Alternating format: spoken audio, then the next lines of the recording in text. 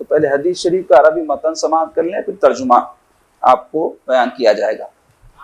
وعن زید بن ارقم رضی اللہ تعالی عنہ قال قال رسول اللہ صلی اللہ علیہ وسلم انی تارک فیکم ما ان تمسکتم به لن تضلوا بعدی احدہما اعظم من الآخر کتاب اللہ حبل ممدود من السماء الى الارض وعطرتی اہل بیتی ولن يتفرقا حتى يردا علی الحوض فانظروا کیف تخلفونی فیہما۔ رواہ الترمذی، یعنی یہ امام ترمذی رحمۃ اللہ علیہ جو بہت بڑے محدث ہیں، انہوں نے اپنی کتاب ترمذی شریف میں اس حدیث کو نقل کیا ہے۔ ترجمہ حدیث پاک ہے، حضرت زید بن ارقم رضی اللہ تعالیٰ عنہ سے روایت ہے کہ رسول اللہ صلی اللہ علیہ وسلم نے فرمایا، ہم یعنی حضور پاک صلی اللہ علیہ وسلم تمہارے پاس وہ چیز چھوڑ رہے ہیں جسے تم نے مضبوطی سے پکڑا تو تم گمراہ نہیں ہوگے۔ ان میں سے ایک چیز دوسری سے بڑی ہے، ایک اللہ تعالیٰ کی کتاب، اس کی مثال اس رسی کی ہے جو آسمان سے زمین تک لٹکائی ہوئی ہو، دوسرے ہماری اطرت اور اہل بیت، یہ دونوں چیزیں ہم سے جدا نہیں ہوں گی یہاں تک کہ یہ دونوں ہمارے پاس حوض پر آئیں گی، یعنی حوض کوثر۔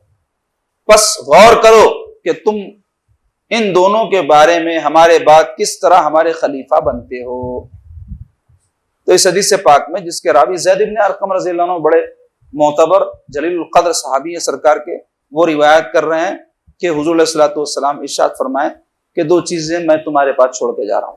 اس ظاہری دنیا سے جب سرکار تشریف لے گئے تو اس وقت یہ بات حضور نے ارشاد فرمائی۔ اب کس موقع پر فرمائی؟ غدیر خم کے موقع پر یا حجۃ الوداع، اس میں علماء کا اختلاف ہے، لیکن یہ آخری زمانے کی حدیث پاک ہے سرکار پاک صلی اللہ علیہ وسلم کی، جس میں پیارے آقا علیہ الصلوۃ والسلام فرمائے کہ دو چیزیں چھوڑ کر جا رہا ہوں، ایک چیز دوسرے سے بڑی ہے۔ پہلی چیز کیا ہے؟ اللہ کی کتاب یعنی قرآن مجید۔ اور اللہ کی کتاب کی مثال کیسی ہے؟ ایک رسی کے معنی جو آسمان سے زمین تک لٹکائی ہوئی، یعنی انسان کا بغیر قرآن کے اوپر تعلق قائم نہیں ہو سکتا۔ اپنے رب سے تعلق کا وسیلہ، ذریعہ، ہدایت، وہاں تک پہنچنے کا سامان، راستہ جو بھی سمجھ لیں وہ قرآن مجید۔ بغیر قرآن پر ایمان لائے، بغیر اس کی تعلیمات پر عمل پیرا ہوئے کوئی بھی اللہ تک نہیں پہنچ سکتا۔ تو اللہ نے اس کو حبل اللہ قرار دیا، اللہ کی رسی، جو کوئی اس کو پکڑے گا وہ اللہ تعالیٰ تک پہنچے گا، اللہ کا راستہ اس کو ملے گا، بغیر اس کے نہیں مل سکتا۔ ضروری ہے کہ تعلیمات قرآنی پر عمل پیرا ہونے کے ساتھ صاحب قرآن سے قلبی تعلق ہو، محبت کا، ایمان کا۔ اگر وہ حاصل نہیں ہے اور قرآن سے کوئی صرف قرآن سے تعلق قائم کر لے اور اسی کو کافی سمجھے تو یہ اس وقت سے درست نہیں ہوگا کہ قرآن کے نالے والے کون ہیں؟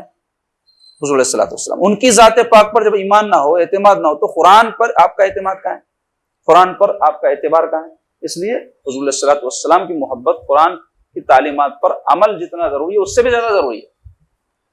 اور دوسری چیز انہوں نے فرمایا جو چھوڑ کر جا رہا ہوں کہ جس کو اگر کوئی پکڑے گا تو گمراہ نہیں ہوگا، میری اطرت ہے۔ اطرت یعنی خاندان والے، گھر والے، اس کی تشریح آ گئی۔ اور اہل بیت، حدیث شریف میں آیا ہے کہ اطرتی اہل بیتی، اطرت کی تشریح ہے یہ، اطرت خاندان کے لوگ، گھر کے لوگ، اس میں اہل بیت۔ اب اہل بیت کون ہیں، ان کا تعین اہل سنت کے یہاں کیا ہے، ان کے فضائل کیا ہیں اور ان کے حقوق کیا ہیں، اس لیے اس بارے میں ہم کو پتہ ہونا چاہیے کہ اہل بیت ہے کون، اور پھر ان کی فضیلتیں کیا ہیں، اور پھر ان کے حقوق کیا ہیں۔ تو حضور نے فرمایا ہماری اطرت ہے، دوسری چیز جو ہم چھوڑے جا رہے ہیں، اور اہل بیت، یہ دونوں چیزیں ہم سے جدا نہیں ہوں گی، یعنی ان کو آپ حضور سے الگ کر کے نہیں تصور کر سکتے۔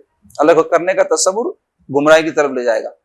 یہاں تک کہ یہ دونوں ہمارے پاس حوض پر آئیں گے، یعنی حوض کوثر، قرآن بھی اور اہل بیت بھی، یعنی قیامت کے دن پہنچیں گے۔ اللہ تبارک و تعالیٰ اس وقت حساب کتاب لے گا، اس وقت ان کے بارے میں بھی پوچھا جائے گا، قرآن کے بارے میں بھی اور اہل بیت کے حقوق کے بارے میں بھی۔ بس غور کرو، سرکار فرماتے ہیں کہ تم ان دونوں کے بارے میں ہمارے بعد، یعنی دنیا سے حضور کے تشریف لے جانے کے بعد کس طرح ہمارے خلیفہ بنتے ہو۔ خلیفہ بولتے ہو بعد میں آنے والے کو بولتے، خلیفہ کسے بولتے ہیں؟ کوئی اگر چلا جائے اور اپنے جگہ کسی کو مقرر کر دے، متعین کر دے، تو کہتے ہیں یہ خلیفہ ہے۔ جیسے نماز پڑھاتے پڑھاتے امام صاحب کو حدث ہو جائے یا کوئی ایسی چیز ہو جائے کہ وہ نماز کنٹینیو نہیں کر سکتے، تو انہوں جب چلے جاتے ہیں تو ان میں سے کوئی ایک آگے بڑھ کر ان کی جگہ نماز پڑھا تو اس کو بھی خلیفہ کہتے ہیں۔ ایسے ہی مسلمانوں میں کوئی مسلمانوں کا بادشاہ ہوتا ہے تو اس کو خلیفہ کہتے ہیں کہ پہلے کے بادشاہ کی جگہ اس نے لے لی ہے۔ تو اس طرح ہمارے بعد کس طرح خلیفہ بنتے ہو، یعنی ان کے ساتھ کیسا سلوک کرتے ہو، کیا معاملہ کرتے ہو، قرآن سے اپنا تعلق، اہل بیت سے اپنا تعلق باقی رکھتے ہو یا خراب کر لیتے ہو یا کمزور کر لیتے ہو یا ناقص کر لیتے ہو، یہ تمہارے غور و خوص میں رہنا چاہیے، اس بارے میں ہمیشہ تم کو الرٹ رہنا چاہیے، یہ مراد ہے اس سے۔